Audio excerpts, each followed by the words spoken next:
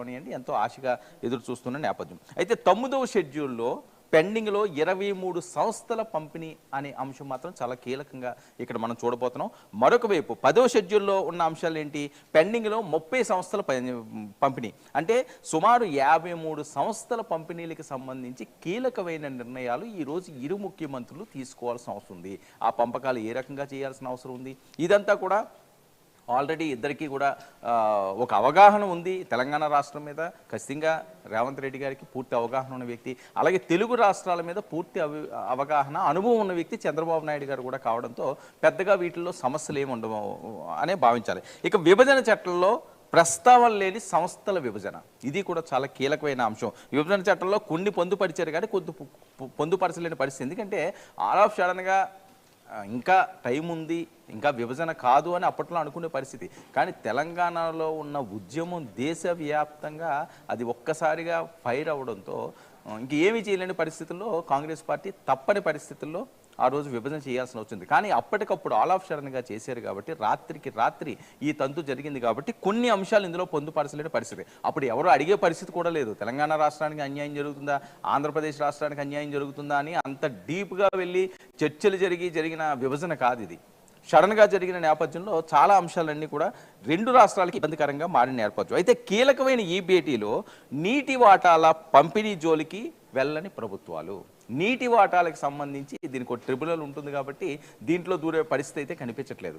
దీన్ని పక్కన పెట్టి మిగతా ఏవైతే ఇద్దరు సీఎంల వల్ల పరిష్కారం జరిగే అంశాలు ఏవైతే ఉంటాయో వాటి మీద మాత్రం ప్రధానంగా దుస్సారించే అవకాశం అయితే కనిపిస్తున్నది. మరొకటి ఏపీఎస్ఎఫ్సి విద్యుత్ బకాయిలు, ఉద్యోగుల మార్పిడి, వృత్తి పన్ను పంపకం, దీనికి సంబంధించి కూడా చాలా కీలకం. 2014 రాష్ట్ర విభజన తర్వాత ఉద్యోగులు చాలా ఇబ్బందులు పడుతున్నారు. కుటుంబాలను వదులుకుంటే పొరుగు రాష్ట్రంలో పనిచేయాల్సిన పరిస్థితులు ఉన్న నేపథ్యం. సో వాళ్ళకి సంబంధించి ఆ ఉద్యోగుల మార్పిడి అంశం అన్నది ఇప్పటికైనా సరే కొలిక్కి రావాల్సిన అవసరం ఉంది. చాలామంది 10 సంవత్సరాలుగా ఆశగా ఎదురు చూస్తున్న నేపథ్యం. కుటుంబాలను వదులుకుంటూ వేరే రాష్ట్రంలో ఉరుకులు పరుగుల మీద ఉద్యోగాలు చేసుకునే పరిస్థితి, అంటే ఒక ప్రశాంతమైన వాతావరణంలో ఉద్యోగం చేసుకోలేని పరిస్థితుల్లో చాలామంది ఉన్నారు. వాళ్ళకి కూడా ఒక క్లారిటీ ఇవ్వాల్సిన అవసరం ఉంది ఈ భేటీ ద్వారాన. మరొక వైపు హైదరాబాద్లోని భవనాలను తిరిగి అప్పగింత అనే అంశం కూడా చాలా ముఖ్యంగా ఇక్కడ మన ప్రస్తావనలోకి వస్తుంది. ఉమ్మడి సంస్థల వ్యయాలు తిరిగి చెల్లింపు అంశాలపై కూడా చర్చించే అవకాశం అయితే కనిపిస్తున్నది. అంతేకాకుండా దీనికి సంబంధించి ఏపీసీఎస్ ఆర్థిక ఇతర శాఖల కార్యదర్శులు చర్చలకు 10 అంశాలను ఖరారు చేసుకున్నాయి ఇరు ప్రభుత్వాలు. ఇందులో ప్రధానమైన అంశాలు ఏవైతే ఉన్నాయో దీనికి సంబంధించి సిఎస్లో ఆ శాఖకు సంబంధించిన కార్యదర్శులందరూ కూడా 10 అంశాల మీద దృష్టి సారించడం జరిగింది. అంటే ఎక్కడో దగ్గర మొదటి ఒక అడుగు పడాలి, అడుగు పడిన తర్వాత మిగతా అంశాలన్నీ చూసుకోవచ్చు. కానీ ఒకేసారి అన్ని పరిష్కారం అయిపోద్ది, రాత్రికి రాత్రి ఇద్దరు సీఎంలు ఏదో 2 రాష్ట్రాలకి చేసేస్తారు అనుకోవడం మాత్రం జరిగే పరిస్థితి కాదు. ఇంకా చాలా సిట్టింగ్లు ఉంటాయి. కానీ ఈ ఫస్ట్ భేటీలో ఎంతో కొంత పురోగతి కనిపించాలి కాబట్టి ఆ విధంగానే వీళ్ళు అడుగులు వేయడం జరుగుతుంది. ఇక ఏపీ తెలంగాణ ఈ సీఎంల సమావేశానికి సంబంధించి విభజన సమస్యల పరిష్కారానికి రోడ్ మ్యాప్ను సిద్ధం చేయడం జరుగుతుంది. అంతేకాకుండా ఉమ్మడి ఎజెండాపై కలిసికట్టుగా పోరాడే అవకాశం కూడా ఉండాలి. ఎందుకంటే ఈ 2 రాష్ట్రాల అంశాలనే కాకుండా ఈరోజు కేంద్రంతో కూడా కొన్ని సాధించుకోవాల్సిన అవసరం ఉంది.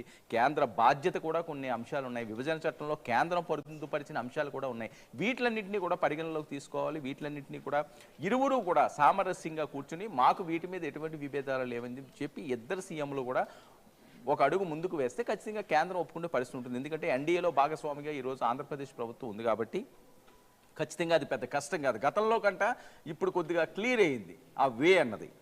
ఇక అధికారులు మంత్రులతో కమిటీల ఏర్పాటుపై నిర్ణయం, అంటే ఈ ఒక్క అంశమే కాకుండా దీనికి సంబంధించి ఇన్ ఫ్యూచర్ కూడా ఏ ఇబ్బంది లేకుండా అధికారులు మంత్రులతో ఒక కమిటీ వేసి ఏది అమలు అవుతాయి ఏవి అమలు కావు అనే దాని మీద పూర్తి స్థాయిలో దృష్టి సారించాల్సిన అవసరం ఉంది. మరొక వైపు హక్కుల సాధన కోసం ఈ రోడ్ మ్యాప్ అనే అంశం అన్నది చాలా కీలకంగా మారబోతుంది.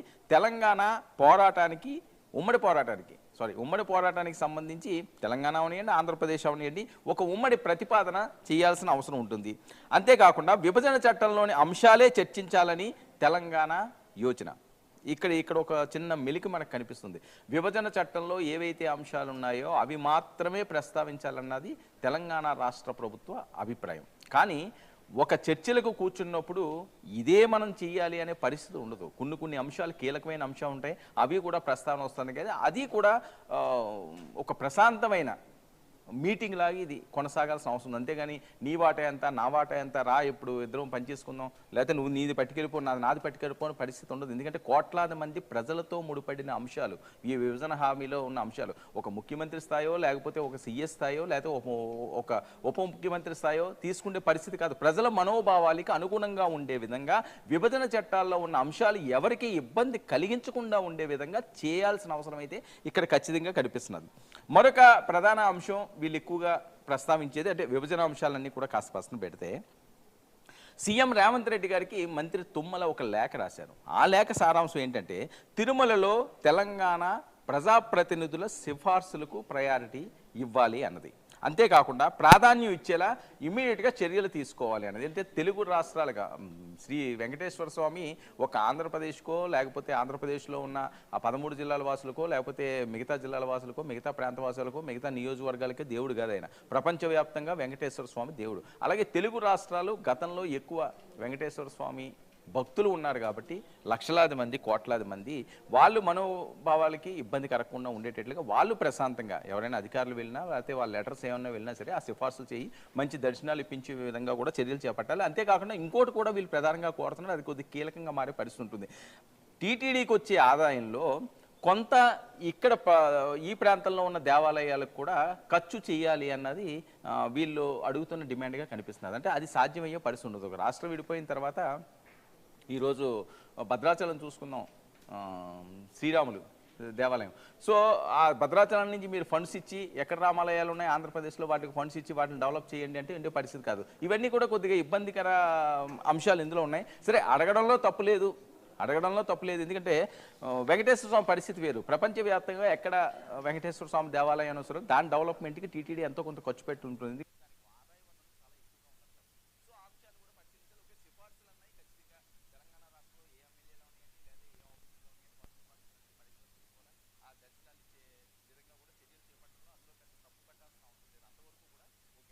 అయితే ఇవాళ సమావేశంలో మరో ముఖ్య అంశం, ఏపీలో కలిపిన 7 మండలాలకు తిరిగి కోరే అవకాశం అయితే స్పష్టంగా కనిపిస్తున్నది. ఎందుకంటే భద్రాచలం అనే అంశం అన్నది, పోలవరానికి ముడిపడిన అంశం అన్నది, ఇది చాలా కీలకంగా ఎన్నో సంవత్సరాల నుంచి నలుగుతున్న అంశం. దీని మీద చిక్కుముడి పెట్టలేదు. ఆనాడు 2014లో రాష్ట్ర విభజన నేపథ్యంలో ఆ 7 మండలాలను ఆంధ్రప్రదేశ్ లో కలపకపోతే నేను సీఎం గా కుర్చీలో కూర్చోనని చెప్పి చంద్రబాబు నాయుడు గారు అప్పుడు మాట్లాడిన పరిస్థితి. సో ఇమ్మీడియట్ గా 7 మండలాల్ని ఆంధ్రప్రదేశ్ లో కలిపిన నేపథ్యం. సో దానివల్ల ఒక 5 గ్రామాలు 7 మండలాలు ఈ చిచ్చు మాత్రం అప్పటి నుంచి కొనసాగుతూనే ఉంది. ఆ ప్రాంత భాషలో కూడా చాలా ఇబ్బంది పడే పరిస్థితి లేదు. దాని మీద కూడా కీలక నిర్ణయం తీసుకోవాలి. కానీ 7 మండలాల్ని చేస్తారన్నది అది సాధ్యమయ్యే పది కాదు. అది ఆల్రెడీ అయిపోయిన దాన్ని ఇంకా మళ్ళీ దాన్ని తీసుకొచ్చి దానికి వేరే దానికి ముడి పెడితే అది వేరే రకంగా వెళ్లే పరిస్థితి ఉంటుంది. కాబట్టి ఈ భేటీల్లో అలాంటి కీలక అంశాలు కానీ, వివాదాస్పద అంశాలు కానీ తీసుకొచ్చే అవకాశం అయితే ఉండకూడదు అని చాలా మంది మాట్లాడే పరిస్థితి. మరొక వైపు ఏపీలోని తీర ప్రాంతంలో తెలంగాణకు వాటా అడిగే ఛాన్స్. సుదీర్ఘమైన తీర ప్రాంతం ఆంధ్రప్రదేశ్ లో, దేశంలోనే ఒక మార్కున్న తీర ప్రాంతం. ఎక్కడ ఇచ్చాపురం నుంచి తడ వరకు సుదీర్ఘమైన తీర ప్రాంతం ఉన్న ప్రాంతం ఆంధ్రప్రదేశ్ రాజధాని. అయితే అందులో సంబంధించి ఆ తీర ప్రాంతంలో కొన్ని పోర్ట్లు ఏమన్నా వీళ్ళు అడిగే అవకాశం ఉంటుంది ట్రాన్స్పోర్టింగ్ సంబంధించి. అంటే తెలంగాణకి ఆనుకుని